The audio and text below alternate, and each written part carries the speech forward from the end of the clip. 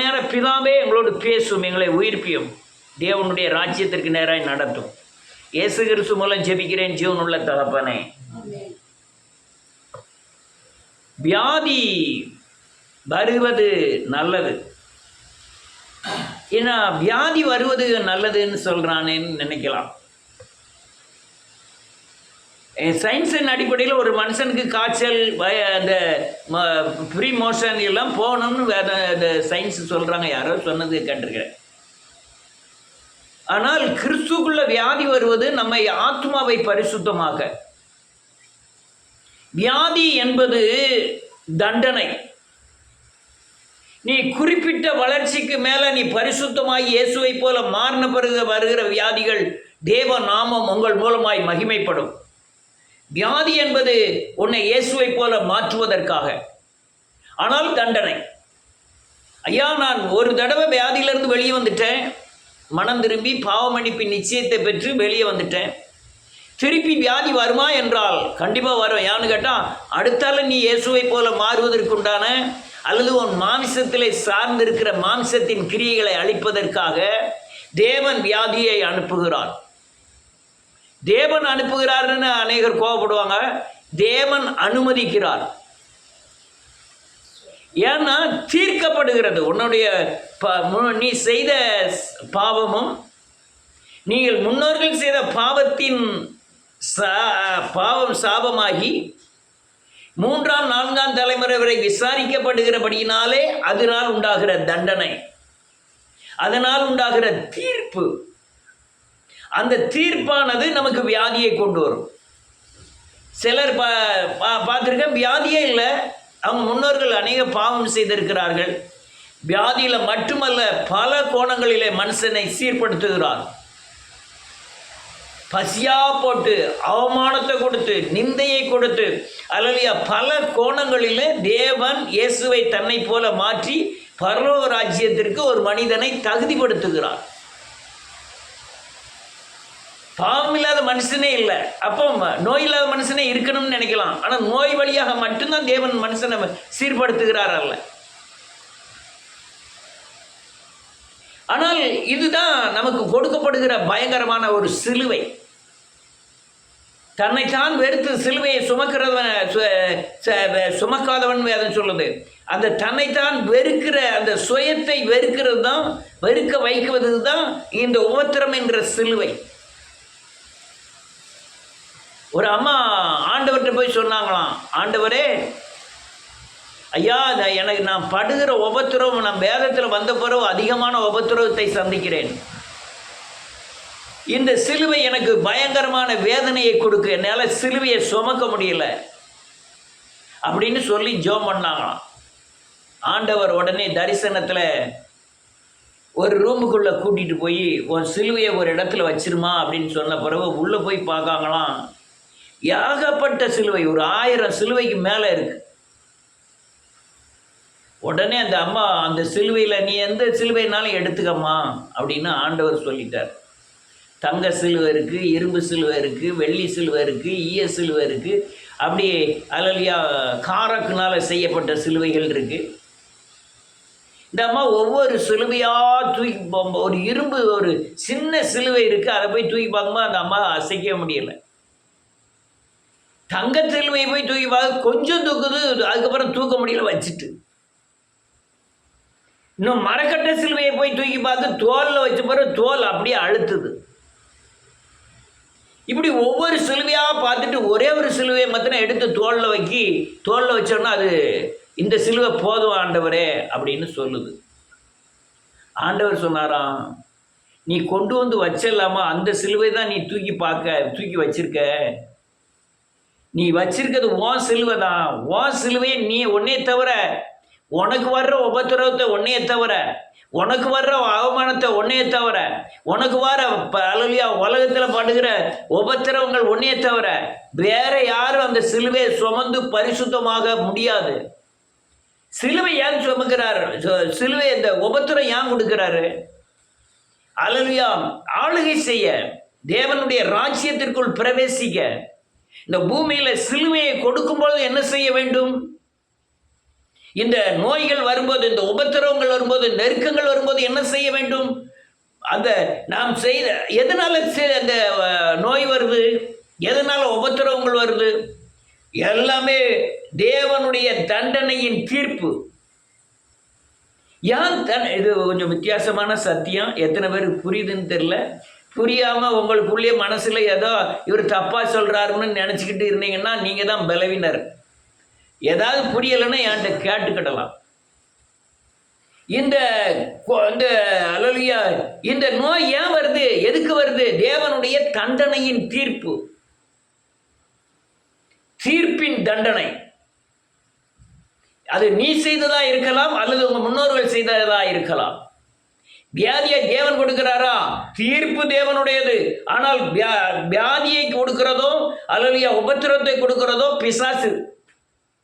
பிசாசின் கரத்திலே யோபுவை கொடுத்தது போல பிசாசின் கரத்திலே மனுஷனை கொடுக்கிறார். மனுஷனை கொடுத்த உடனே அவன் எப்படி சீர்படுகிறான்? தன்னைத்தான் உணர்கிறான். நீ அல்லேலூயா மீறுதலின் நிமித்தம், அக்கிரமத்தின் நிமித்தம், பாவத்தின் நிமித்தம், அல்லது வசனத்துக்கு மீறுறது நிமித்தம், அல்லது தேவனுடைய காரியங்களை துணிகரமாய் பாவத்தோடு செய்கிறது நிமித்தம் வருகிற தண்டனை. அநேக ஊழியர்கள் வேத வசனத்தின்படி நடக்காம அல்லேலூயா சுய புத்தியின் அடிப்படையில் தீவிரமாய் துணிகரமாய் பலிபீடத்தில் ஏறி வசனத்தை புரட்டுகிறவர்களுடைய வாழ்க்கை, அவங்க பிள்ளைகளுடைய வாழ்க்கையெல்லாம் பயங்கரமாய் பாதிக்கப்படுவதை நீங்கள் பார்க்கலாம். ஐயா, இப்படி பெரிய சுவிசேஷர்கள் கோடிக்கணக்கில் சம்பாத்தியம் பண்றாங்களே, அவங்கெல்லாம் பாதிக்க இல்லை. நீ அவங்க வெளிப்புறமான சோதான் தெரியுது. அந்த உள்ள போய் அவங்க வாழ்க்கையை போய் கவனிச்சு பார்த்தீங்கன்னா நீங்க படுத உபத்திரத்தை விட அதிகமாய் படுவார்கள். வெளி வேஷங்கள் வேறு. அவங்க நோய் வராம இருக்கலாம், வேறொரு பிரச்சனையில மாட்டிட்டு இருப்பாங்க. அவருக்கு எப்படியோ தேவனுக்கு உங்களை ஒரு கோணத்தில் தேவனுக்கு பரலோக ராஜ்யத்துக்கு ஆயத்தப்படுத்தணும். ஆயத்தப்படுத்தணும்னா சத்தியத்தின்படி உங்களை நடத்தணும். ஆயத்தப்படுத்தணும்னா நீங்க சிலுவையை நோக்கி பார்த்து பரிசுத்தமாகி இயேசுவை போல மாறணும். மாறினாதான் நீங்க பரலோக ராஜ்யத்துக்கு ஆயத்தமாக முடியும். அதனால எதனால பாவம் வருதுன்னா நம்முடைய பாவ மீறுதல், அக்கிரமங்கள், துணிகரமான பாவங்களுக்கு ஏற்ற துணிகரமான வியாதிகள் வரும். அல்லேலூயா. அதுவும் வேதவசனத்துக்கு விரோதமாய் செய்கிற காரியங்களுக்கு பகிரங்கமாய் அந்த என்ன ராஜா, ஒரு ராஜா அது பலிபீடத்தில் உரியா ராஜா பலிபீடத்தில் ஏறி தூபம் காட்ட ஆரம்பித்தானாம். அவன் ஆசாரிய 80 பேர் போய் சொல்றாங்க, இது ஆசாரிய உனக்கு லைக்காது, இது ஆசாரியனுக்கு உள்ள வேலை அப்படின்னு ஒன்று அவனை கடிந்து கொண்டான். கடிந்து கொண்டுட்டு போய் பலிபீடத்தில் ஏறி தூபம் காட்டுகிறான். துணிகரமான பாவம். அந்த தூப பீடத்திலிருந்து அவன் இறங்குவதற்கு முன்பாக நெற்றியில குஷ்டம் வந்துட்டு அவனுக்கு கேட்பார் இல்லாம இறந்து போனான்னு வேதம் சொல்லுகிறது. வருட கணக்கில் கட்டில இருந்து குஷ்டரோகியா இருந்து இறந்து போனான். ஐயா, நீங்க இப்ப காணலாம். இப்போ அநேகர் இப்ப விசுவாசிகள்ல கூட அநேகர் பகிரங்க சத்தியத்தை கேட்ட பிறகு துணிகரமான பாவங்களில் இறங்கினார்கள். ஐயோ, இது தப்பு, இவங்க பாதிக்கலாம், எங்க பிள்ளைகள் பாதிக்கப்படுமே என்று நினைத்தேன். ஆனால் அவர்கள் அதை குறித்து எந்த எண்ணமும் இல்லை. இப்ப நல்லதா இருக்கிற மாதிரி தெரியும். துன்மார்க்கன் சடுதியிலே மரணம் அடைவான் என்று வேதம் சொல்லுகிறது. துன்மார்க்கத்திலே பெரிய துன்மார்க்கம் சத்தியத்துக்கு மீறுவது, இயேசு கிறிஸ்துவுக்கு மீறுவது தான். அல்லேலூயா. இந்த கொடிய இந்த பாவத்தின் தண்டனை அல்லேலூயா மனிதனை நசுக்கி எடுத்து விடுகிறது இயேசுவின் நாமத்தினாலே. காரணம் என்னவென்றால் சிலுவை போதனை இல்லை. இப்போ இந்த இடைக்கால சபையில் இருக்கிற எழுப்புதல் சத்தியத்தில் இணைந்திருக்கிற ஒவ்வொரு ஆத்துமாவட்டையும் நீங்கள் போய் கேட்டு பார்த்தீங்கன்னா ஒவ்வொரு பலவீனங்களிலிருந்து வெளிவந்த வழி சிலுவை மரணத்தை குறித்து போதித்ததினால் தன்னுடைய பாவங்களையும் தனக்கு எவ்வளவு தெரிஞ்சிருக்கோ, எவ்வளவு உணரப்பட்டிருக்கிறோமோ அந்த காரியங்களை அறிக்கை செய்து மட்டுமல்ல விட்டுவிட்டபடியினால் மரணத்திலிருந்து தப்பித்தவர்கள் அநேகர். நீங்க நான் இதெல்லாம் அதாவது அடையாளம் இல்லாம திருஷ்டாந்தரம் இல்லாம நான் இதை சொல்லலை. நீங்கள் ஒவ்வொரு ஆள்கிட்டையும் போய் கேட்கலாம், அவங்க வெளியே வந்த பிரச்சனை என்ன பயங்கர. ஆனால் இன்னைக்கு தேவனுக்கு விரோதம் அல்ல, தேவனை சரியானபடி பற்றி கொள்ளாமல் இருக்கலாம். அது துணிகரமான பாவம். நான் மரணத்திலிருந்து விடுதலை இருக்கேன். எவ்வளவு தூரம் அல்லேலூயா விடுதலை ஆக்கிறவர்களுக்கோ அவ்வளவு தூரம் அன்பு கூற வேண்டும். அவ்வளவு தூரம் நீ அன்பு கூறலைன்னா அதுக்கு உண்டான பாக்கிக்கு சரீரத்தில் நீங்கள் கரையம் கட்ட வேண்டும். நான் எவ்வளவோ போதிக்கிறேன், எவ்வளவோ எத்தனையோ பிரச்சனையிலிருந்து மக்கள் விடுதலை ஆகிறார்கள். ஆனால் அதுக்கப்புறம் தேவனை சேவிக்கிற விதம் சரியா இருந்தால் மட்டும்தான் நீங்க அந்த பழைய வியாதியின் தாக்குதல் உங்களுக்குள்ள இல்லாமல் இருக்கும். அல்லனா உங்களுக்கு தாக்குதல் இருக்கும், அதிகமான தாக்குதல் உங்களை தாக்கும். ஏன் என்றால் நீங்கள் அல்லையா தேவனை அறியாததுக்கு முன்பு செய்கிற பாவத்தை அவர் காணாதவர் போல் இருந்தாராம். ஆனால் அறிந்த பிறகு, பாவத்தை அறிக்கை செய்த பிறகு, சிலுவை உபதேசத்தை கேட்ட பிறகு, நீங்கள் அந்த திஷ்டாந்தரமாகி உங்கள் மரணத்திலிருந்து உங்கள் வியாதியிலிருந்து விடுதலையான பிறகு திரும்பி ஒரு வசனத்துக்கு மீறி பாவம் செய்வீர்களானால் அதுக்கு பேர் துணிகரம். அந்த துணிகரத்தின் மூலமாய் வருகிற அந்த விட்டு வந்த பாவத்தின் தண்டனையாகிய வியாதி திரும்ப வருதுன்னா நீங்க அதுல இருந்து விடுதலை ஆகுறது ரொம்ப சங்கடம். அதுக்கப்புறம் வியாதி வராதான்னா கண்டிப்பா வரும். முதல்ல விடுதலை ஆனதுக்கு அப்புறம் உங்களுக்கு வியாதி வரும். வியாதி இன்னும் உங்களை பரிசுத்தமாக்குவதற்கு, இன்னும் உங்களை ராஜ்யத்திற்கு தகுதிப்படுத்துவதற்காக. வியாதி இல்லாத மனுஷனே இல்லை. ஆனா கிறிஸ்துவனுக்கு வியாதி வருகிற வியாதிகள் எல்லாம் தேவ நாம மகிமைக்கென்று வரும். அவன் ஆயுசு முழுக்க அதை நினைச்சு கிறிஸ்துவ ஜீவியத்தை நடத்தும்படியாய் வரும். அல்லேலூயா. உலகத்தில் வாழ்கிறோம், எல்லாருக்கும் கொடிய நோய் வருகிறது, நமக்கும் வரும். ஆனால் நமக்கு அல்லேலூயா ஒரு அதிசயத்தக்க விதமாய், ஆச்சரியப்படத்தக்க விதமாய், அற்புத விதமாய் விடுதலையாவோம். பின் விடுதலைக்கு பின் அந்த விடுதலையின் அல்லேலூயா காரண காரியத்தை, விடுதலைக்கு நன்றி உடையவர்களாய் நாம் ஜீவியத்தை நடத்தி கொண்டிருந்தால் அந்த விட்டு வந்த வியாதி உங்களை தொடுவதில்லை. அதனால் அதுக்கப்புறம் நீங்க வருகிற வியாதிக்கு இன்னும் நீங்கள் பரிசுத்தமாக்குவதற்காக, இன்னும் உங்களை பற்றி இருக்கிற பாவத்தை அறிக்கை செய்து விட்டு விடுவதற்காக, இன்னும் இயேசுவை போல் மாறுவதற்காக, இன்னும் அல்லேலூயா தேவனுடைய ராஜ்யம் உங்களுக்குள் கட்டப்படும்படியாய், நீங்கள் பரலோக ராஜ்யத்துக்கு ஆயத்தமாகும்படியாய் அந்த வியாதி திரும்ப வேற கோணத்துல வேற வியாதியாய் உங்களுக்கு வரலாம். அதே போல வியாதியோ அவமானமோ நிந்தையோ நெருக்கமோ எதுவானாலும், ஆனால் ஒரு கிறிஸ்துவன் சிலுவையை நோக்கி பார்க்கிற எந்த மனுஷனும் ஆச்சரியப்படத்தக்க விதமாய் அவன் அற்புத விதமாய் விடுதலையாவான். உங்களுக்கு மத்தியில் 1000 சாட்சிகளை நான் நிறுத்த முடியும். 1000 சாட்சிகளை தேவன் இந்த சிலுவை மூலமாய் விடுதலை ஆக்கினார் என்பதை நிறுத்த முடியும். ஆனால் அநேக ஊழியர்கள், நேற்று ஒரு ஊழியர் சொன்னாரு, நான் ஒரு பேனா வச்சிருந்தேன், அந்த பேனாவை தொட்டாலே பேய் போகும் அப்படின்னாரு. இன்னொரு ஆள் பேப்பர் வச்சிருக்கேன், சீடியை வச்சிருக்கேன், ரிமால் வச்சிருக்கிறேன், இதெல்லாம் தொட்டாலே பேய். அது பேயை வைத்து பேயை துரத்துகிறது. பெத்சபலினாலே பிசாசை துரத்துகிறான்னு பரிசேயர்கள் இயேசுவை குறித்து சொன்னார்கள். அது பேய் போகவும் செய்யாது, அது பேய் துரத்துற வேலை நமக்கு இல்லவும் இல்லை. எதனால் பேய் போகுது? தேவன் தான் துரத்தணும்.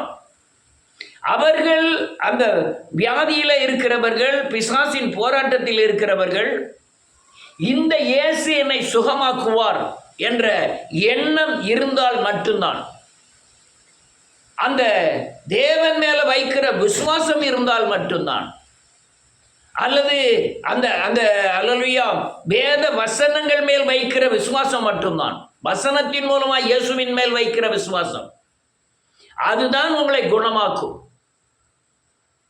ஆனால் மகிமை யாவும் தேவனுக்கு.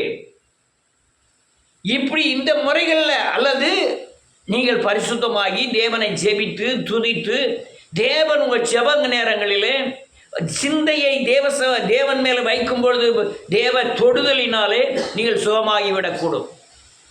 எங்கள் வீட்டமாக ஆக்சிடென்ட் ஆகி இந்த கை லேசாக பெண்ட் ஆயிட்டு, சரியானபடி வாய் கேட்டாது. ஆனால் ஒரு ஜப கூட்டத்துக்கு உங்கள் வீட்டு ஜப கூட்டத்துக்கு போகும்போது நிறைய சோதனம் பண்ணக்கூடியவள், அதிகமாய் தேவனுக்கு கனம் பண்ண வேண்டும் என்று நினைக்கிற ஒரு ஆத்துமா போகும்போதே சோதனம் பண்ணிக்கிட்டே இருக்கும்போது டக்குன்னு ஒரு வல்லமை கையில் இறங்கி, இதெல்லாம் எல்லாரும் இந்த கதை சொல்கிற மாதிரி நான் கதை சொல்லலை, உண்மையில் நடந்த காரியம் எல்லாருமே அப்படி சொல்கிறாங்க. அதனால் நான் இதை பெருசுபடுத்த விரும்பவில்லை.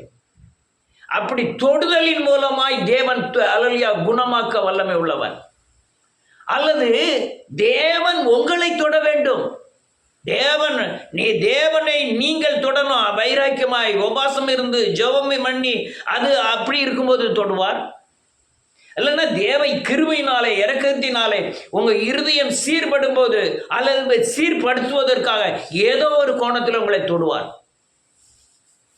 தொடும்போது ஆட்டோமேட்டிக்காக வியாதி உங்களை விட்டு போயிடும் இயேசுவின் நாமத்தினால். அல்லது நீங்கள் உறங்கிட்டு இருப்பீங்க, வேத வசனத்தை ஒரு வசனத்தை உங்களுக்கு சொல்லுவார், அந்த வசனத்தை நிறைவேறும்னு சொல்லுவார், இல்லை அந்த வசனத்தை உணர்த்தலாம் அல்லது இவங்க இருதயத்தில் வைக்கலாம். அந்த வசனத்தை நீங்கள் விசுவாசிக்க ஆரம்பித்த மறு நிமிஷம் நீங்கள் சுகமாகி விடுவீர்கள். அப்படிலாம் சாட்சி நான் எத்தனையோ பேர்கிட்ட கேட்டிருக்கேன். பல காரியங்களை நான் அனுபவித்திருக்கிறேன்.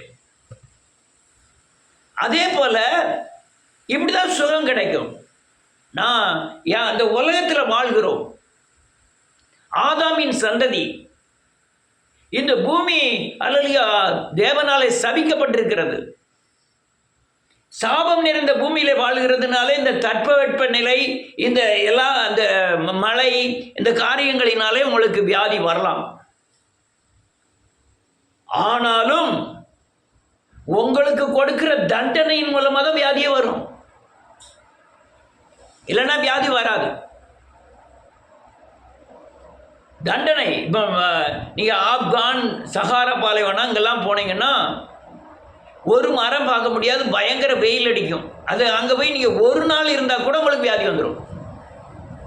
ஆனால் அந்த சஹாரா பாலைவனத்துக்கு கொண்டு போகிறது தேவன் தீர்ப்பை சரி கட்டுவதற்காக. தேவன் உங்களை அல்லேலூயா உறுப்புகளை எல்லாம் தேவன் உண்டாக்குகிறார். உறுப்புகளை எல்லாம் தினமும் தேவன் பார்க்கிறார்.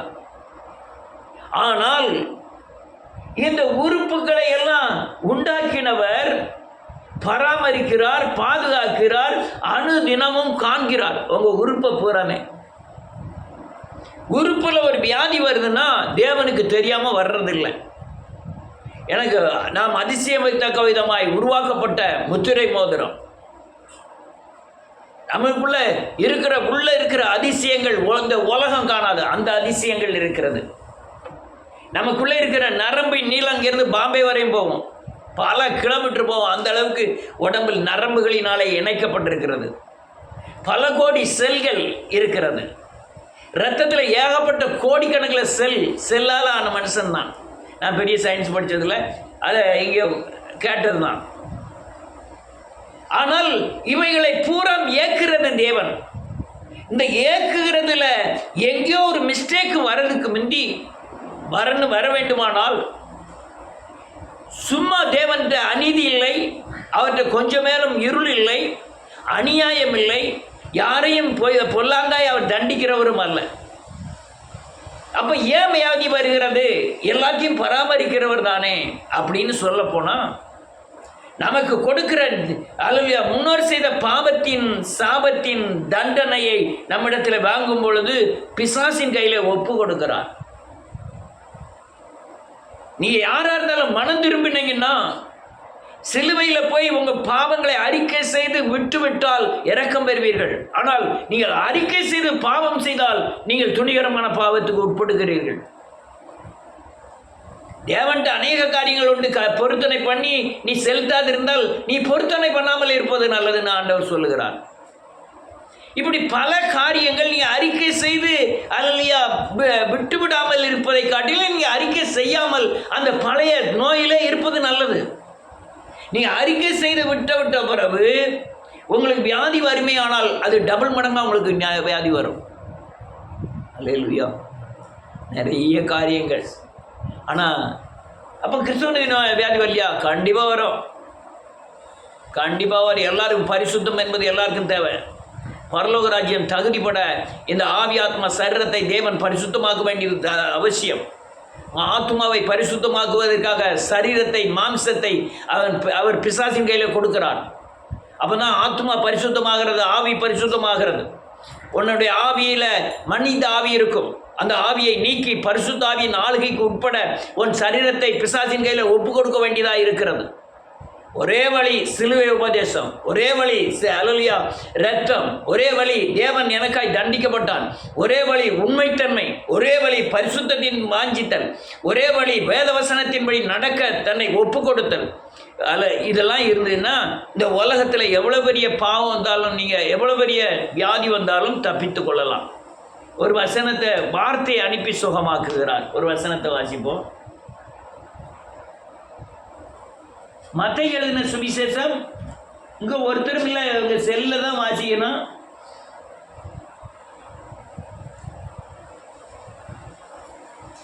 வியாதி எப்படி வருது? முதல்ல வியாதி எப்படி வருதுன்னு பார்ப்போம். யாத்ராகமத்தின் புத்தகம் 15வது அதிகாரம் 26வது வசனம்.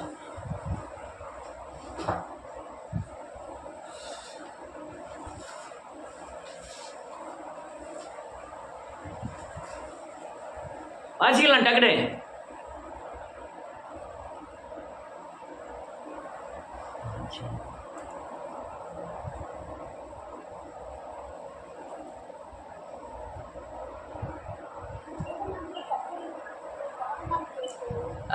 தேவனாகிய கர்த்தருடைய சத்தத்தை கவனமாய் கேட்டு செம்மையானவைகளை செய்து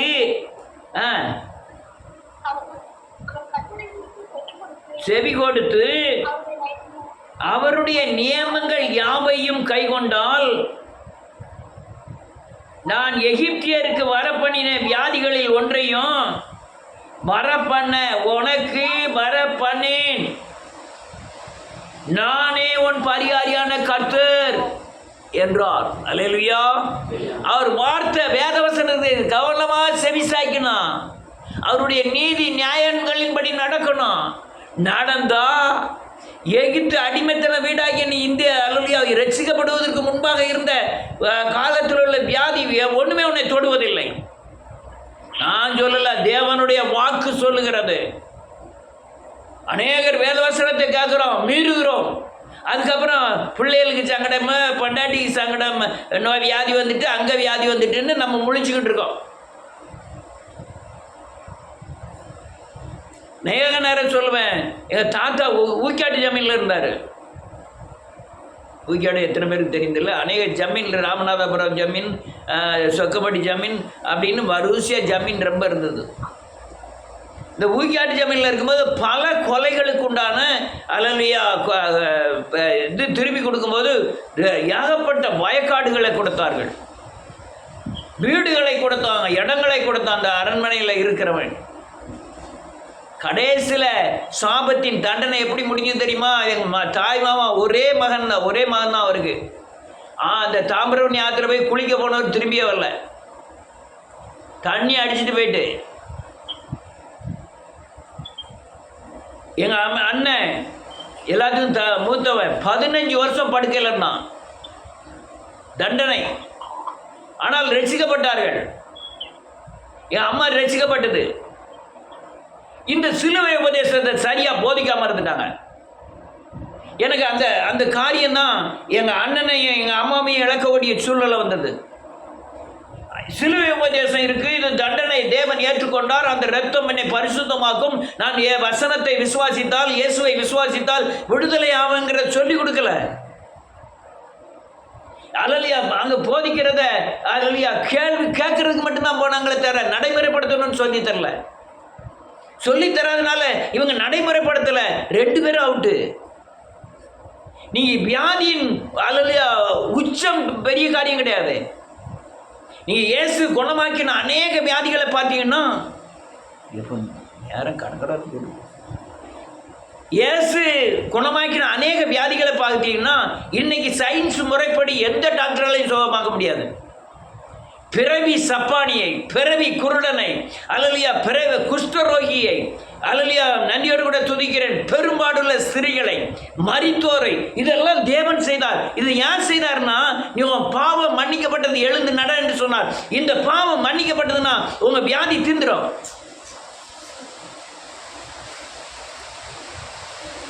எனக்கு வியாதி வந்தது, இங்க உள்ளவங்களுக்கு எத்தனை பேர் வியாதி வந்தது. ஆனா வியாதிகள் அதிகமாய் தாக்கல, அந்த வியாதியினாலே தண்டனை நான் அனுபவிக்கல. கொஞ்ச நாள் வந்தது. ஏன்னா நான் இவ்வளவு சட்டங்களை போதிக்க வேண்டியதா இருக்கு, இவ்வளவு அல்லேலூயா, இவ்வளவு வசனங்களை போதிக்க வேண்டியிருக்கு, அவ்வளவு உண்மைத்தன்மை எனக்கு தேவை. நான் மட்டுமல்ல, என் சந்ததி மட்டுமல்ல, இந்த சத்தியத்தை கேட்கிற ஒவ்வொரு குடும்பமும் பாதுகாக்கப்பட வேண்டும் என்பதற்காக என்னை சிச்சித்து போதித்து நடத்தினார். சிச்சை என்பதை போதனை தான். வேதவசனத்தை கைகொள்வானா கைகொள்ள மாட்டானா என்று தேவன் சிச்சிக்கிறார்னு வேதம் சொல்லுகிறது.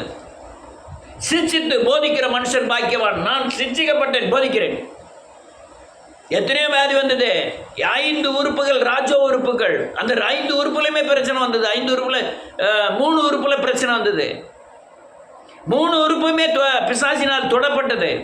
ஆனால் இந்த சிலுவை உபதேசம் இருந்தபடினாலே மனம் திரும்பி அல்லேலூயா, அவர் நியமங்களையும் சட்டத்துக்கு செவி கொடுத்து நியமங்களையும் சட்டங்களின்படி நடக்க என்னை அர்ப்பணிக்கும் போது எகிப்தில் கண்ட வியாதி ஒன்றும் என்னை அணுகவில்லை.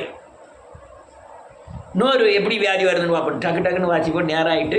உபாகமத்தின் புத்தகம் 28வது அதிகாரம் முதல் வசனம்.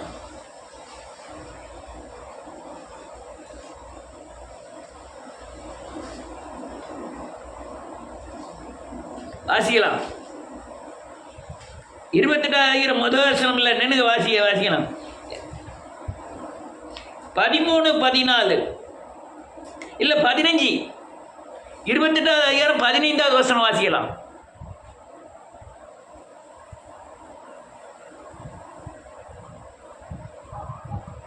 வாசிக்க, டக்கு டக்குன்னு வாசிக்க, நேரம் ஆயிட்டு.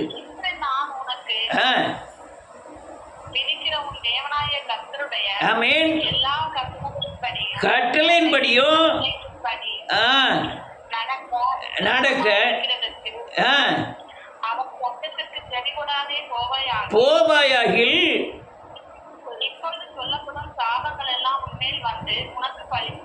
நல்ல சொல்றாரு பாருங்க. நான் உனக்கு விதிக்கிற தேவனாகிய கர்த்தர் கற்பனையின்படியும் கட்டளையின்படியும் நடக்க கவனமாய் இருக்கிறதுக்கு அவர் சத்தத்திற்கு செவி கொடாதே போவாயாகில் பின்னால் வருகிற நஷ்டங்கள் பூரா வரும். அதுல வியாதியும் ஒன்று. என்ன வியாதி வருமா பாருங்க. அல்லேலூயா, நன்றி. 22 இருந்து வாசிக்கலாம்.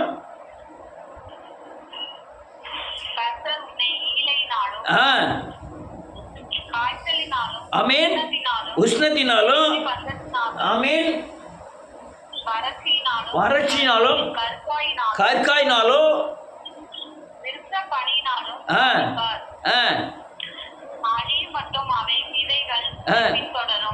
ரொம்ப வாசிக்கலாம். இப்போ நேரம்ல உனக்கு எரிபந்தம் வரும், உனக்கு காலில் கட்டி வரும், இது சாகும் தண்ணி ஒன்று இது இருக்கும். இதான் படுக்கையில் கிடக்கிறாங்களா அவங்களுடைய தன்மைகள். சிலுவை உபதேசத்தை போதிங்க, சிலுவையை நோக்கி பாருங்க, சிலுவையை சுமைங்க. இயேசு சிலுவையில் பட்ட பாடுகள் உங்களுடைய தண்டனையை ஏற்றுக்கொள்ள முடியாது. அவருடைய இரத்தம் சகல பாவங்களை நீக்கி சுத்திகரித்துனா உன் வியாதி எங்கே போயிடும். நீங்க அர்ப்பணிக்க அதை ஜெபம் பண்றதல்ல, நீங்க மனம் திரும்பி குணப்பட வேண்டும். அநேகர் இந்த காரியங்களை செய்யறதில்ல, விடுதலை இல்லை. கடைசி வரையும் பெண்களுக்கு இருக்கிற அந்தரங்க வியாதி பயங்கரம். என் வீட்டு மக அந்தரங்க வியாதி இருந்தது, வருஷ கணக்கில் இருந்தது. சரியான மனம் திரும்புதல், சரியான போதனை, சரியான மனம் திரும்புதல், அல்லேலூயா, இயேசுவின் இரத்தத்தினாலே கழுவப்படுவதற்கு தன்னை அர்ப்பணித்ததுனால அந்த வியாதியை எங்க போயிட்டு தெரியல. அந்த அளவுக்கு வியாதி எங்கே போயிட்டு வியாதி வியாதி வியாதி கடைசி வரையும் நீ மனம் திரும்புன்னு கர்த்தர் சொல்லுகிறார். வியாதி உன்னை பின்தொடர்ந்துகிட்டே இருக்கதான் இருக்கும். இந்த வியாதியிலேருந்து விடுதலையா இன்னொரு வியாதியில் மட்டும் தான் போற. ஆனால் இந்த வியாதியை உன்னை பின்தொடர்ந்துனா நீ மனம் திரும்பலன்னு அர்த்தம். இயேசுவை போல மாறினாதான் உன் வியாதி நீங்கும். ஐயா எனக்கு ஆப்ரேஷன் பண்ணிட்டாங்க, எனக்கு பிள்ளை எப்படி இருக்கு, மனம் திரும்பியா இயேசுவை போல மாறு. உன் தண்டனை இதெல்லாம் தண்டனை, இதெல்லாம் தேவன் கொடுக்கிற தீர்ப்பு. பிசாசின் கையில் இன்னும் கொடுத்தாருன்னா உன்னுடைய நிலைமைகள் ரொம்ப மோசமாயிரும். கிறிஸ்தவனுக்கு வியாதி வர்றது இல்லையா? கண்டிப்பாக வரும். எஸ்ஐகே ராஜாவுக்கு வியாதி வந்தது. நீ எல்லா எல்லா கடைசி காலத்துக்கு உண்டான எல்லா காரியத்தையும் சரிக்கட்டு நீ வியாதி நீ முடிஞ்சு போச்சு அப்படின்னு சொன்னான். தேவதூதன் வந்து தேவதூதனில் வாசிப்போம், ஒரு வசனத்தை வாசிப்போம்.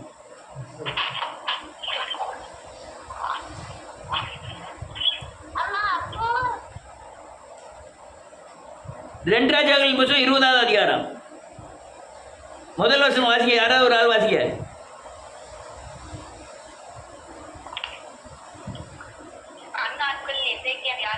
வியாதிப்பட்டு ஏதுவா இருந்தான். ஆமென். ஒழுங்குபடுத்தும், மரித்து போவீர் என்று. ஆமென். போதும். பயங்கரமான ஒரு பக்தியான ராஜா. அந்த ராஜா அல்லேலூயா வியாதிப்பட போறான்னு தீர்க்கதரிசியை கொண்டு போய் சொல்றாரு ஆண்டவர். வியாதிப்படுவீர்கள், ஆனால் அது தேவ நாமத்தின் மகிமைக்கென்று உண்டாகும். இவன் குருடனாய் பிறந்தது இவன் செய்த பாவமா இவங்க முன்னோர்கள் செய்த? யோவான்ல வாசிக்கலாம் 9வது அதிகாரம். ஆண்டவர் சொன்னார், இவன் செய்த பாவம் அல்ல, இவன் முன்னோர்கள் செய்த பாவம் அல்ல, தேவனுடைய நாம மகிமைக்கென்று இவன் பிறந்திருக்கிறான் என்று சொன்னார். எசேக்கியா ராஜா அல்லேலூயா, எசேக்கியா ராஜாவோட பிள்ளை இல்லாத போனோம்னா தேவன் அந்த தாவீதின் வரிசையில் இயேசுநாதர் பிறக்க மாட்டாரு. இயேசுநாதர் பிறக்க மாட்டாரு. ஆனால் தேவன் அல்லேலூயா நன்றியோடு கூட இவன் நியாயப்பிரமாணத்தின் புத்தகத்தை வாசித்து தேவனை சேவிக்கிறவனா இருந்தபடினால தான். அது மட்டுமல்ல, இவன் தேவ சிலுவையை தரிசித்திருந்தபடினால தான் இவன் தேவனை நோக்கி கதற ஆரம்பிக்க. ஆண்டவரே என் பாவத்தை மன்னியும் சொல்லி கதறின உடனே தேவன் அவனுக்கு 15 வருஷத்தை கூட்டி கொடுத்து அவனுக்கு ஒரு மகனை கொடுத்து 10 வருஷத்துல வயசுல அவன் ராஜாவானான். அகசியான்னு நினைக்கிறேன். மனாசே 12 வயசுல ராஜாவானான். இதே மாதிரி எலிசா வியாதிப்பட்டான், பயங்கர வியாதி. அந்த வியாதி அல்லேலூயா தேவநாமத்துக்கு மகிமைக்கென்று முடியணும். அந்த வியாதி நேரத்தில் கூட ஒருத்தன் சாவானா சாக மாட்டானுங்கிற தரிசனத்தை சொல்லுகிறான்.